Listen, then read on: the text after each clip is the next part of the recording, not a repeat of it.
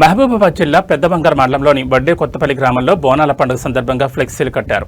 ఇరు వర్గాల మధ్య విభేదాలతో ఫ్లెక్సీలు చింపివేసిన ఒక వర్గం దాన్ని కవరేజ్ చేద్దామని రిపోర్టర్ ఫోటో తీస్తుండగా వెనక నుంచి వచ్చిన వ్యక్తులు సెల్లో హక్కును దుర్భాషలాడారు. రిపోర్టర్ కుమార్ రామూర్తి మాట్లాడుతూ వారిపై ఉదయం పోలీస్ స్టేషన్లో ఫిర్యాదు చేయడం జరిగిందన్నారు.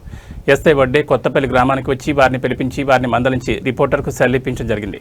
వారి మీద ఎఫ్ఐఆర్ కూడా నమోదైంది. వారిపై చర్యలు తీసుకోవాలని, కాంగ్రెస్ పార్టీ నుంచి సస్పెండ్ చేయాలని, ఇలాంటి చర్యలు పునరావృతం కాకుండా చూడాలని ఆవేదన వ్యక్తం చేశారు.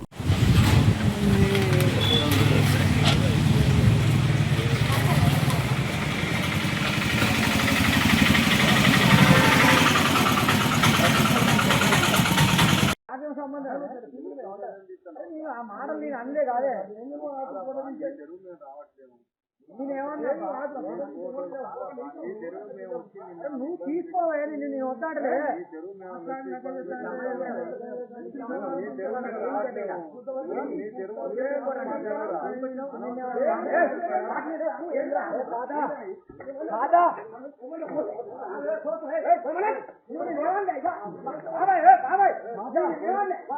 నాకు తెలిసింది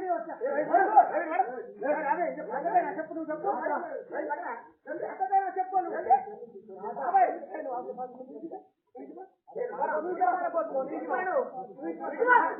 జర్నలిస్టుల ఐక్యత కామూర్తిపై జరిగినటువంటి జరిగిన దాడిని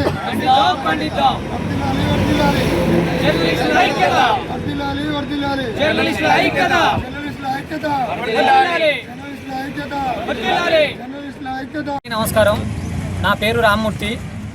నేను పెద్దొంగర సూర్య న్యూస్ రిపోర్టర్గా పనిచేస్తున్నాను.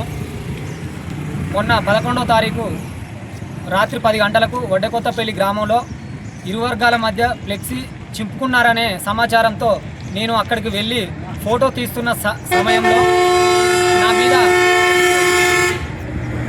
కొందరు వ్యక్తులు దాడి చేయడం జరిగింది. దాడి చేయడంతో పాటు సెల్ ఫోన్ కూడా గుంజుకున్నారు.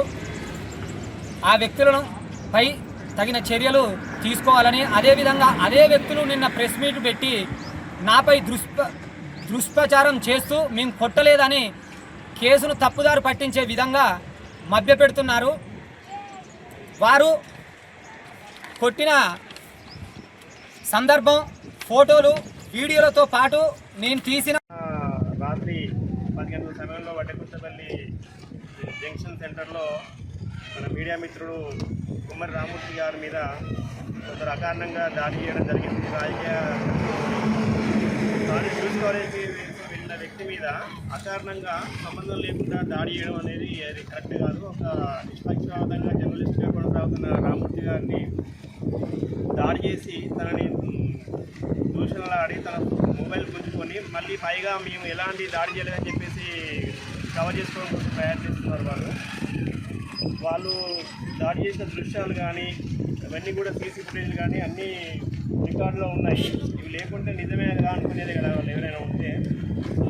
దాడి చేస్తున్నారు, తన మీదే దూషణలు చేస్తున్నారు, పలా పైకి మీరు దాడి చేయాలని చెప్పేసి మళ్ళీ వాళ్ళే ప్రకటించుకోవడం అంతా కరెక్ట్. అది జర్నలిస్ట్ అనేది అనే హ్యూమన్ రైట్స్ ఉంటున్నా కూడా చాలా ఎన్నో సందర్భాల్లో హ్యూమన్ రైట్స్ పక్షాన, ప్రజల పక్షాన, పేదల పక్షాన ఎన్నో కార్యక్రమాలు నిర్వహించడం జరిగింది. రామూర్తి గారు అనే హ్యూమన్ రైట్స్ అడ్డు పెట్టుకొని ఎలాంటి అక్రమాలు చేశారని వాళ్ళు మాట్లాడుతూ ఆయన అక్రమాలు చేయాలి.